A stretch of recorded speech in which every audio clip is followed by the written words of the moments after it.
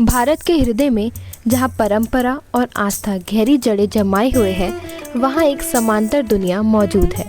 लेकिन एक ऐसी दुनिया जहाँ मानसिक रोग को केवल एक बीमारी नहीं बल्कि श्राप, प्रेत बाधा या दिव्य शक्ति का प्रभाव माना जाता है।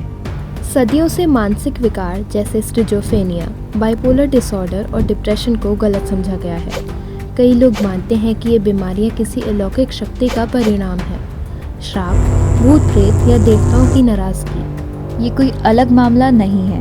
पूरे भारत में हजारों लोग मानसिक स्वास्थ्य समस्याओं का सामना करते हैं, लेकिन उनकी स्थिति को भूत प्रेत का प्रभाव मान लिया जाता है। भारत में मानसिक स्वास्थ्य के प्रति जागरूकता की कमी और सामाजिक कलंक के कारण परिवार चिकित्सा की बजाय धार्मिक उपचारों की ओर जाते हैं। लेकिन ऐसा क्यों?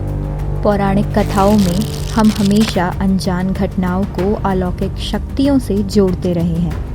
आज भी कई मंदिर मानसिक रोगों को ठीक करने के लिए मशहूर हैं, जिससे ये धारणा बनी रहती है कि मानसिक बीमारियां आध्यात्मिक समस्याएं हैं, ना कि चिकित्सा से ठीक होने वाली। बेसिकली स्टिग्मा, किसी भी चीज़ से जब स्टिग्मा एसोसिएटेड होता है, उसका रीज़न ये होता है कि उसका लैक ऑफ नॉलेज है।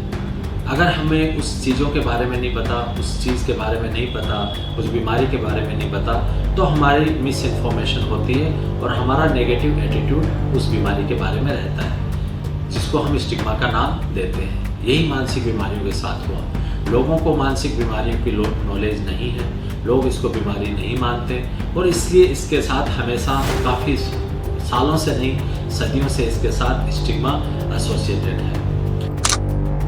प्रसिद्ध अभिनेत्री परवीन बाबी, जिन्होंने 70 के दशक में बॉलीवुड पर राज किया।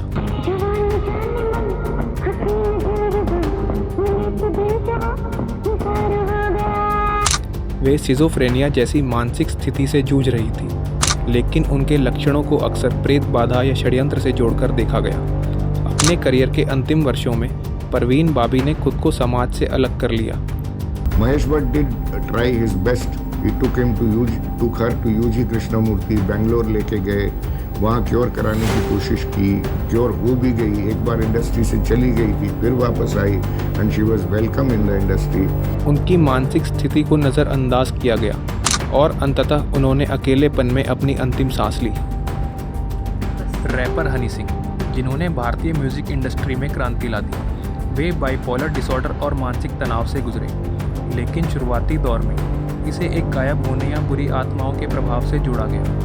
वर्षों की चिकित्सा और जागरूकता के बाद हनी सिंह ने खुलकर अपनी मानसिक स्थिति के बारे में बात की। तो सर, बाइपोलर डिसऑर्डर के बारे में आपको थोड़ा सा बता दें कि ये एक ऐसी बीमारी होती है कि जिसमें दिमाग मनगढ़ंत चीज़ें इमेजिन करता है विद 1000% श्योरिटी कि ये सब सच है, और आपको दिखने लग जाता है वो कि ये सब हो रहा है, और आपको सस्पिशियस थॉट्स आते हैं, आपको साइकोटिक थॉट्स आते हैं, वियर्ड, मतलब इस दुनिया से अलग थॉट्स आते हैं। और मुझे 30 सेकंड में 30,000 थॉट्स आते थे, वो भी नेगेटिव। और ये सिलसिला 6 साल चला। 2.5 साल अपने घर से बाहर नहीं निकला, 1.5 साल में अपने कमरे से बाहर नहीं निकला। मैं नहाता भी था तो वॉशरूम का दरवाज़ा खोल के नहाता था, मुझे डर लगता था। तो बहुत घटिया बीमारी है, और ये स्पेशली किसी भी तरह हो सकती है, लेकिन मुझे ट्रिगर हुई हशीश की वजह से, चरस गांजे की वजह से। यह साबित करते हुए कि मानसिक स्वास्थ्य को छिपाने के बजाय समझने और स्वीकार करने की ज़रूरत है। कई लोग जिन्हें इलाज मिल सकता था, वे अस्पतालों में बंद हैं या फिर परिवार द्वारा त्याग दिए गए हैं। कुछ लोग चुपचाप कष्ट झेलते हैं, कभी मदद नहीं पाते। एक आंकड़े के अनुसार भारत में करीब 14% लोग मानसिक बीमारियों से जूझ रहे हैं, जिन्हें न समाज में उच्च सम्मान न स्थान दोनों नहीं मिल पाता। इसकी वजह से वह और गंभीर मानसिक बीमारियों से ग्रस्त हो जाते हैं। अधिकांश मानसिक रोगी न अपनी बीमारी को समझ पाते हैं, न ही बयां कर पाते हैं। इस क्रम में पहला कदम उस बीमारी को समझना और फिर उसे स्वीकार करना होता है। हमें यह संकल्प लेना चाहिए, ऐसे मानसिक रोगियों को अपनाकर उन्हें मनोचिकित्सक की सलाह या इलाज से प्रेरित करें। लेकिन धीरे धीरे बदलाव हो रहा है। अधिक लोग खुलकर बात कर रहे हैं, चिकित्सा सहायता ले रहे हैं और सदियों पुराने अंधविश्वासों को चुनौती दे रहे हैं।